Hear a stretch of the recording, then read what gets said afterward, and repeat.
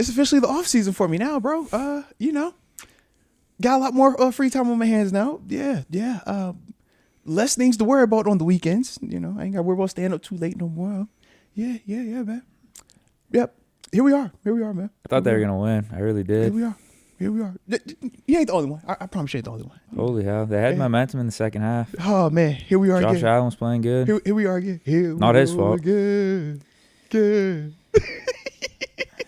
escape it, bro. Can't escape it, man.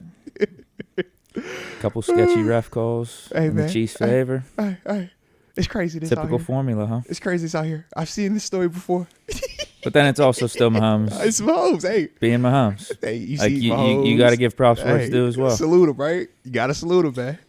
Dalton Kincaid just catches that pass. Hey, Who knows, right? It was multiple things, though, man. But that's one of the ones where you like, ooh. Interesting. The fact that Allen got that pass off and it was actually, it wasn't just like a throwaway up for grabs. Yeah. It actually was right where it needed to be. It's kind of nice. And would have been at the spot to kick the field goal at least. It would have been. But I know there still would have been a lot more time left. They could have had a chance to score a touchdown still. Yeah, it was nuts, man. Shout out to the Chiefs though, bro. That is Thanos. I'm all the way 1,000%. And the beautiful part about Thanos, you think about just how the movies went. He whooped a lot of butt for a lot of movies, and eventually, the movie worked out in everybody else's favor. So one of these days, Deke, it'll be a different ending for one of us, one of these parties involved, whether it's a Steeler, a Bill, a Lamar, a Burrow, or anybody else in between. But problem is they ain't getting any worse. That's definitely the problem. This is technically what we would have deemed as. I thought it was last year the worst that they were. Yeah, I thought last year was their worst. Yeah. But then Xavier Worthy, he's only going to be getting better. Mm-hmm. They're going to get Rasheed Rice back. Yep. Yeah, obviously Kelsey's going to retire at some point, but I don't think they're going to be stressing. Noah Gray, he'll be able to step into that, at least be competent.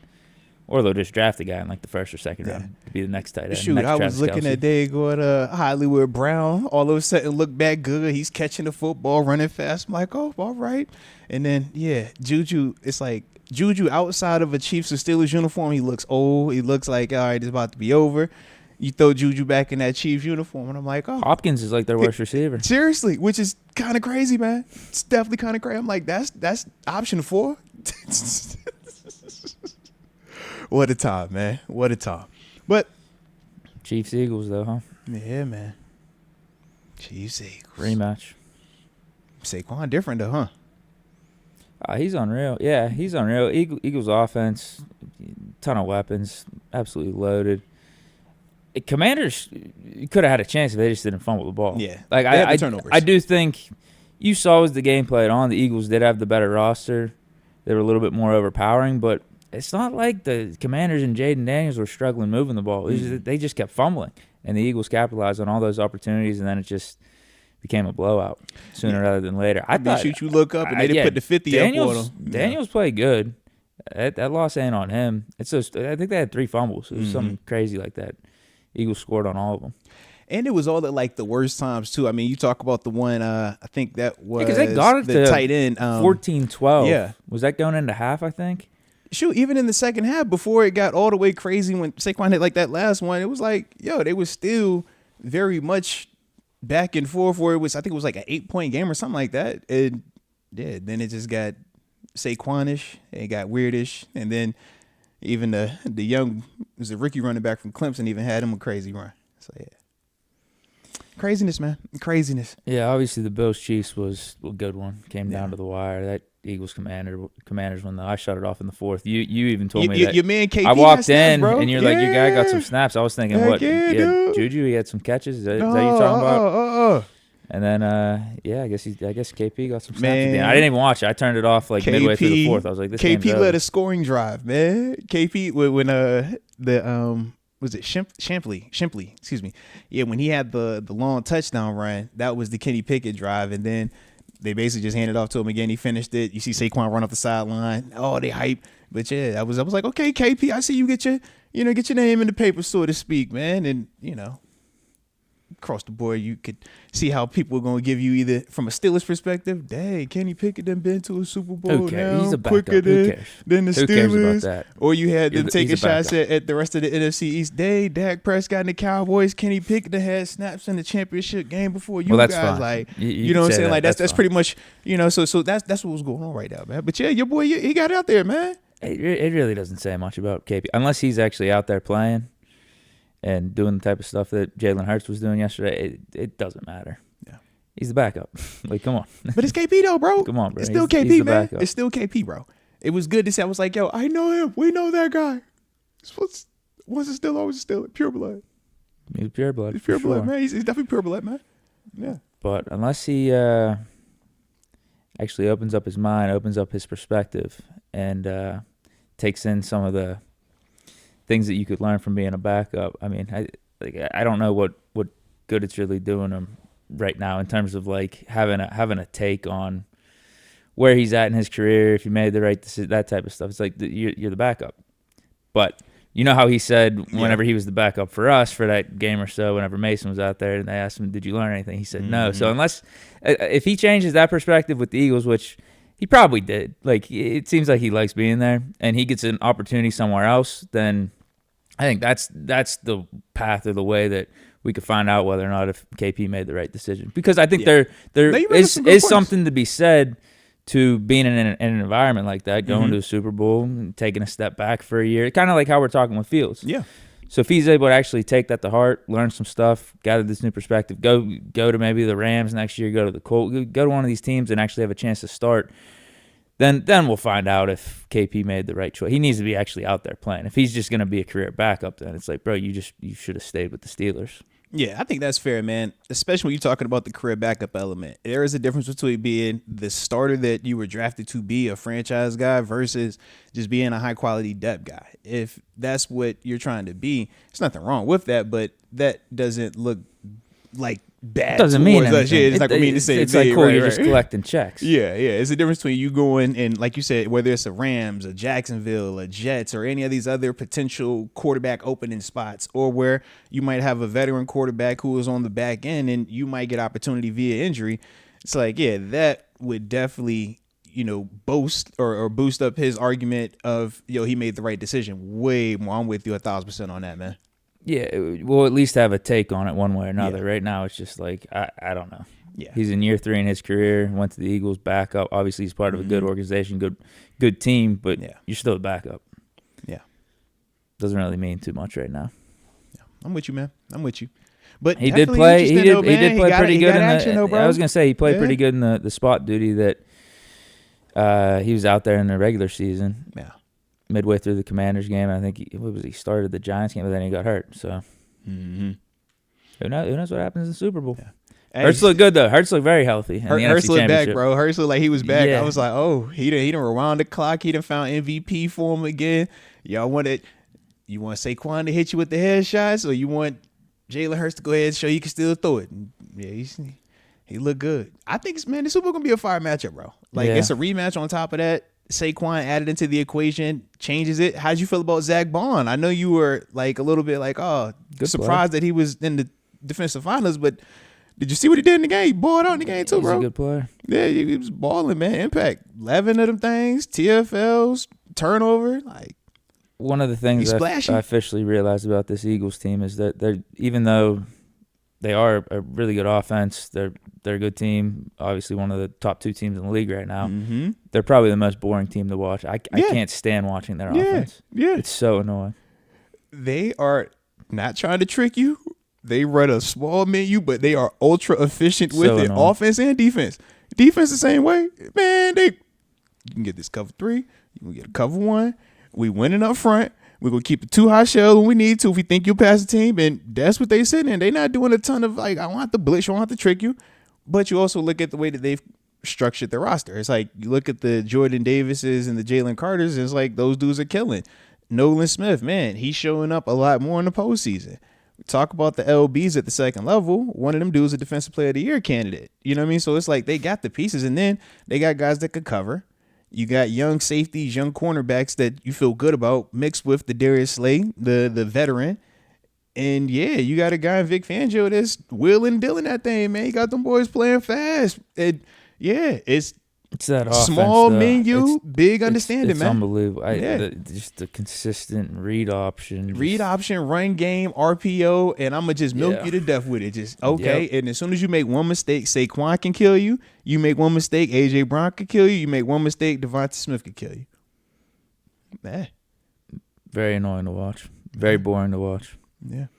But then the other side, Just you the got aesthetics. the Chiefs. Just the aesthetics different compared to like if Hurts is dropping back to pass, just being in that shotgun. Yeah, it just looks more Slinging quarterback it down the field, or even the traditional. Saquon Barkley long runs. It just hits different if it's a normal run. Jalen Hurts takes it under center. Yeah, throwback like normal. 90s Barry Sanders. It's always read option.